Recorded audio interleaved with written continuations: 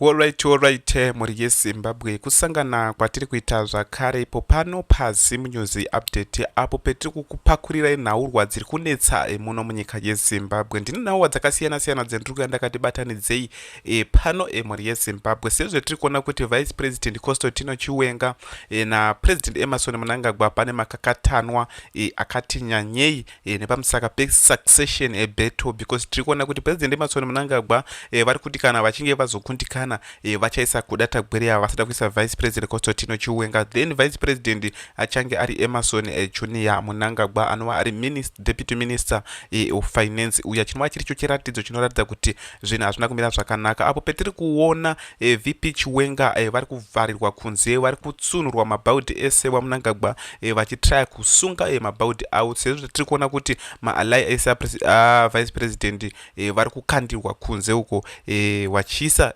vavo iwo president Pashata Mnangagwa. So tiri kuona nhau mabere yakaita pakanyorwa panapa kuti VP Chiwenga the only hope if Zimbabwe is become a bread basket nation of Africa once again. Tiri kuona panapa pakanyorwa pakanyorwa muri yeZimbabwe takuti tizvierenge zvese munyase kuona kuti chii chiri kunyatsa kuitika, chii chiri kumbotora nzvimbo. So tiri kuona panapa our only hope if we are not see a great Zimbabwe that's the bread of Africa again in 2028, we need a new leader who respect the constitutions, not just with words but with action.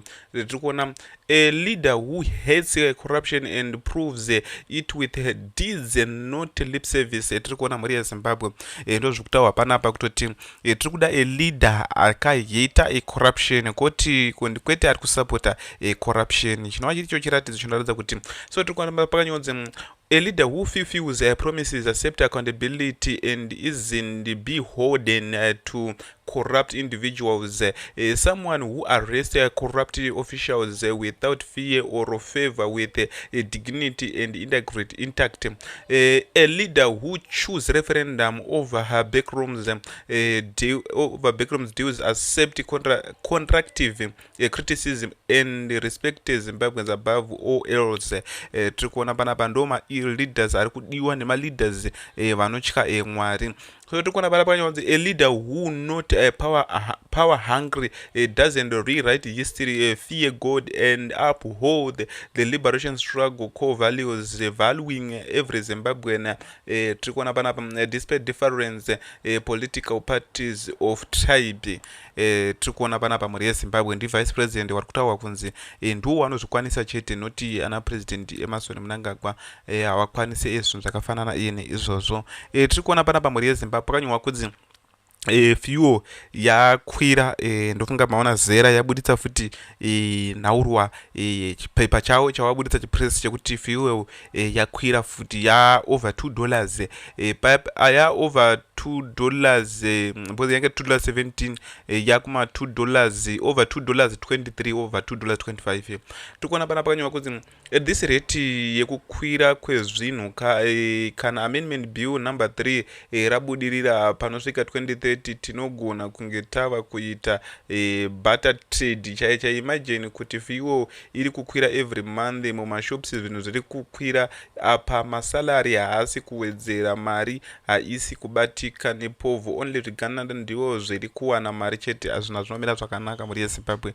Ndofunga muri kungozvionera kutoti pakatoipa chechepo. So tira kuti tione kudzai mutisi ari kusapota president Pashata Mnangagwa, but chishamiso chinoshamisa ndechekutoti anogara kunyika yeSouth Africa uko, sei ari kugara ikoko muri yeZimbabwe. Chinova chiricho chiratidzo. So tiri kuona panapa pakanyorwa some folks have refused to move past the 2030 campaign, which was a political campaign. Constitutional amendment bill number 3 is not a political campaign, it is a bill with it's not a political campaign, but takaona kuti vamwe vanhu vangu vakutopinda nemoyo vakutoitonga sort of like zvato zvepolitical mukati wati vakutorova vamwe vanhu. Maita basa sachigaro ndimire pano ndinonzi Honorable Person Modzi, MP weYouth Quarter, Mashona East Province.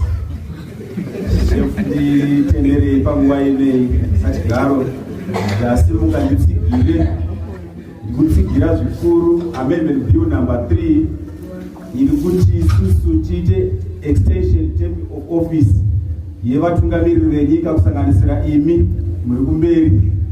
Tazviitirei, tazvifarira isu kuyouth. Tiri kuti tine zvataona kuno kuUMP zvinobatika. Migwagwa iri kugadzirwa, mvura yakuwanika, ana mai vedu vakuchera mapombi zviri nyore. Tine zvizhinji zviri kubatika, tinoda kuzvitenda. Saka tiri kuti takawedzera dzimwe 2 years tinopedzesa maprojekti mamwe mashoma anga asara. Ko ndiani kwangati anoda mukaka uri kunaka kudai asi asingade mhou yacho yekuita mukaka. Saka tiri kuti aiwa ngadzirambe dziripo mhou, tirambe tichikama for next 2 years dzinotevera taextenda term. Ndasimuka zvakare cheya kuti pano nditsigire kuti mahonorable anga achivhotera mutungamiriri wenyika. Zvinodzikisa mari yehurumende iri kubuditswa tichitenderera kuti vanhu vanga vachiziva kuti kuchavhoterwa vanhu tichidzokorora mune pano nepapo. Asi mari takaitanira toenda kudevelopment, marodzi edu anogadzirwa. Mari inenge iroshandiswa zvimwe zvinhu kuti unoiwana here? Hapana kana nesendiro undombowana.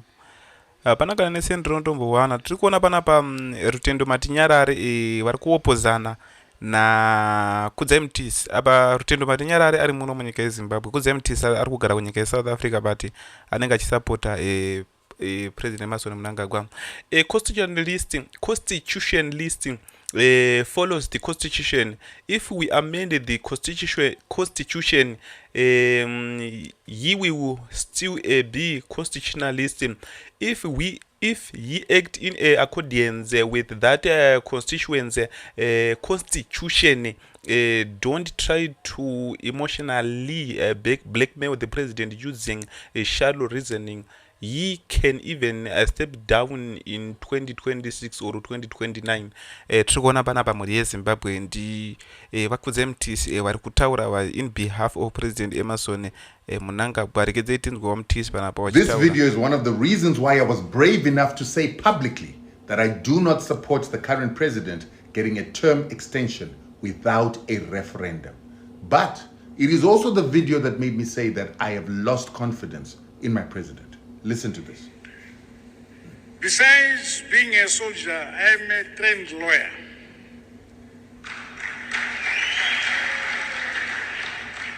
I'm a constitutionalist. I want our party, our leadership, our people to be constitutionalists. We must abide by the provisions of our constitution to the letter.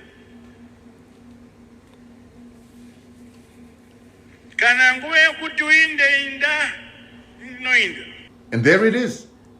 The first secretary of ZANU-PF and the president of ZANU-PF and also the president of Zimbabwe saying it unequivocally that ZANU-PF must adhere to the constitution. And he says that he himself is a constitutionalist.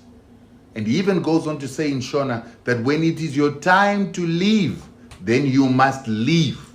Those are unequivocal words. And that is a promise to us, the people, that he gave in 2024. And what he did not say over and above this is that he was one of the people that chaired the authoring of the very same constitution that we are talking about. He's one. Mhuri yeZimbabwe ndi Rutendo Matinyarare ari kupikisana na President Emmerson Mnangagwa, ari kupikisana nebato reZANU-PF. Zviri kuitwa mukati mebato reZANU-PF havasi kuwirirana nazvo. So tiri kuona ava ndiSabhukutemba Muliswa vari kutaura mashoko avari kutaura. Pano pakanyorwa kunzi after 1992 vice president became the norm. In the line with the unity accord, the idea was never about succession but uniting the country. However, tozvinzwikisa ipapo kutoti pakanzi paite vice president yokundebele vice president yokumashona yanga iri nawo yekutoti pange pachiitika unity, but kuna vice president, first vice president na second. Some quarters have mistaken the designation of first president and second president. Ari kurwadziwa kuti mushiona VP Chiwenga wazoitire first vice president, Mdebele wazoitire second vice president, ndo pari ku paisika Temba Muliswa. First and second vice president is a succession lineup creating both tension and destabilization. The constitution amendment bill proposal to do away with those who design nations in a noble move that restores stability and order. Tiri kuona pana parekeze tinzi watemba muleswa vachitaura association every part of the national council to serve the person of Zimbabwe. Saka mchandoona futi shani takamira ino organization nozikuongoliswa request abo kana kushauri anitenda kama so I needed to make this very clear.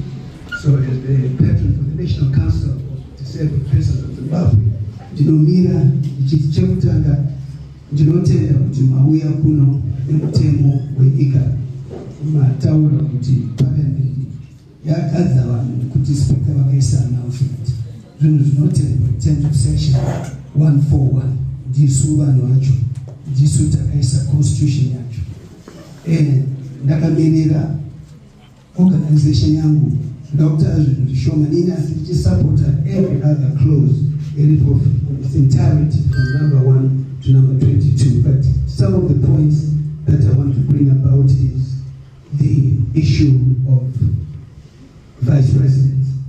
Do not tell them a personal first vice president and second vice president, and this is in line with the unity accord.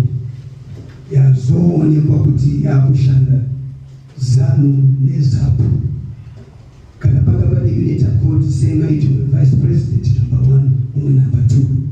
So it was a nationalization of the people of the South, and this clause put a personal number 1 and number 2 related to the unity.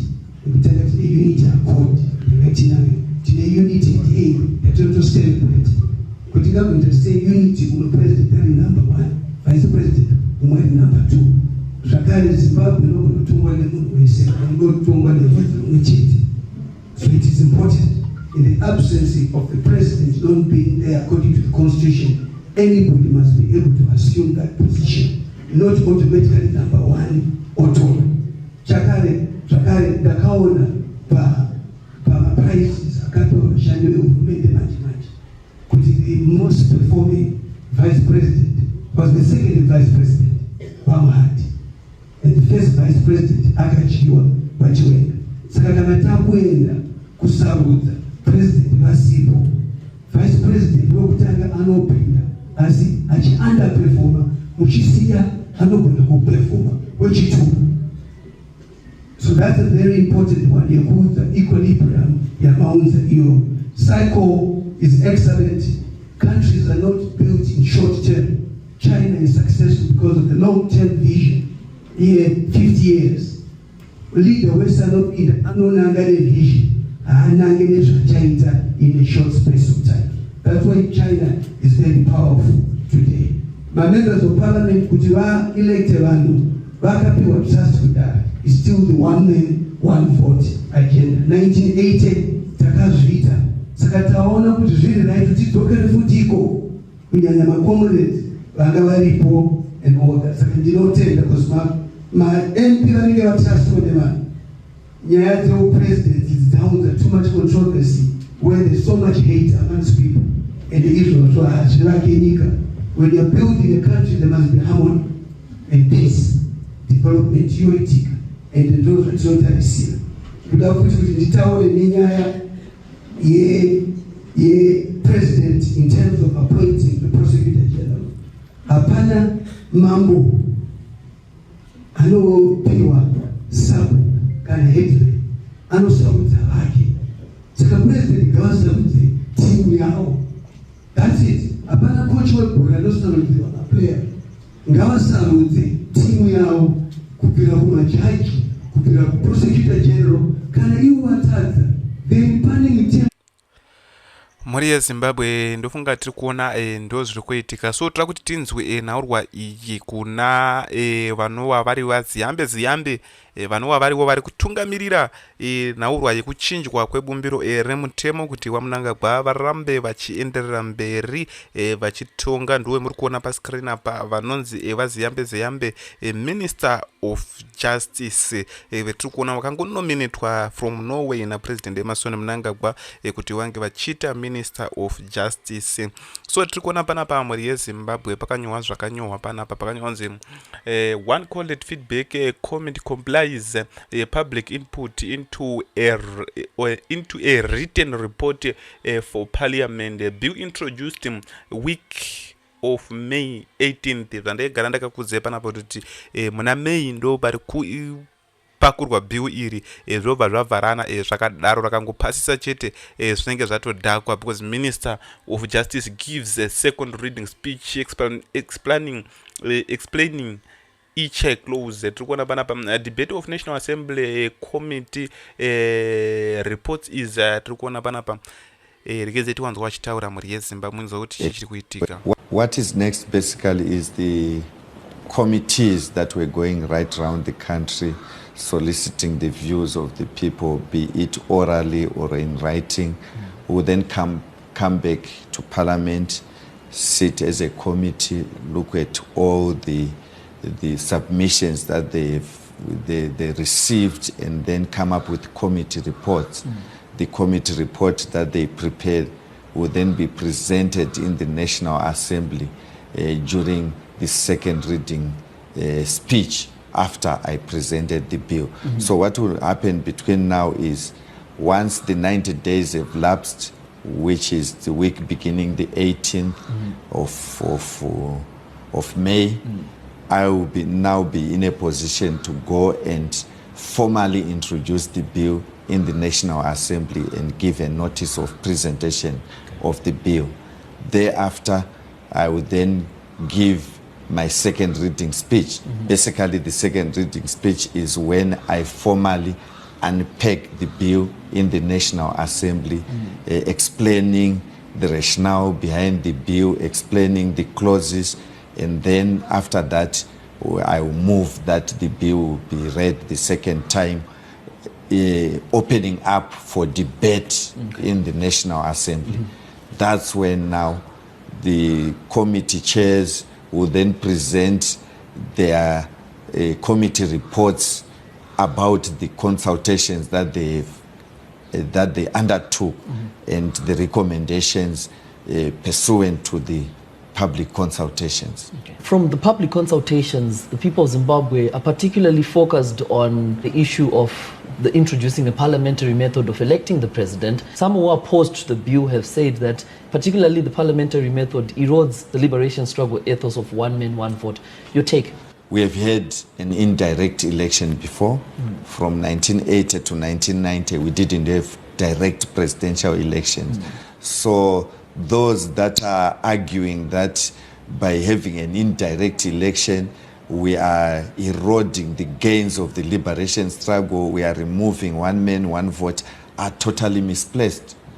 In fact, the authors, those that gave us the idea of voting, in the majority of cases, they do not have a direct presidential election. In the issue of a referendum, clear that up. Is there a need for a national referendum on this bill? Let me explain it by saying, in 2013, when we came up with a completely new constitution, we put in safeguards on how the constitution is supposed to be amended.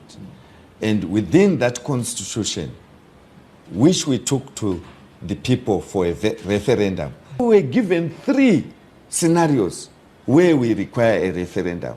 And the people clearly indicated that don't come to us if you are amending this constitution, if you are not touching these 3. Okay.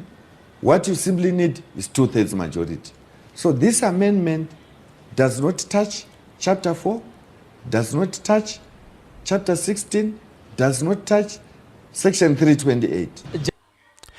Mhuri yeZimbabwe ndofunga tiri kuona ndozviri kuitika, mashoko ari kutaurwa navaziyambe rekedze tipopinde mucomment section timboone kuti vanhu vane miono ipi nenhaurwa dzakafanana neidzodzo.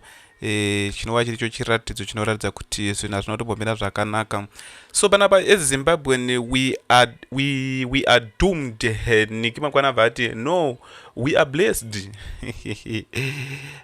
Pakaipa mhuri yeZimbabwe. Niki Mangwana ariti no, it won't go to referendum because it's not required. So tikuona panapa umwe muteereri ari kutaura achiti no, taura nyaya yefuel, useless spokesperson, why the useless people in ZANU-PF keep increasing fuel. Tikuona panapa because some useless people started a useless war with affected the useful people in Zimbabwe and their leadership. Tiri kuona panapa ndiwo mamirira zvakaita. Tiri kuona panapa muteereri ari kuti kuchachemwa ana Niki Mangwana tichakunzwira itsitsi. So tiri kuona panapa Niki Mangwana ari kupindura muteereri achiti is that crying party of democracy? Pakaipa mhuri yeZimbabwe mahwani chaichaiwo zvinhu zvinomira zvakanaka. So tiri kuona panapa kanyorwa kunzi neumwe muteereri, if this energy yamuri kuisa kusapota term extension was put into service deliveries and reinvestment in our industry and ku-health sector, izvezvi ma-accident apedza vanhu, major reason being troubled roads apa tollgate, mari iri kudiwa patollgate. Does this term extension get made those jobs?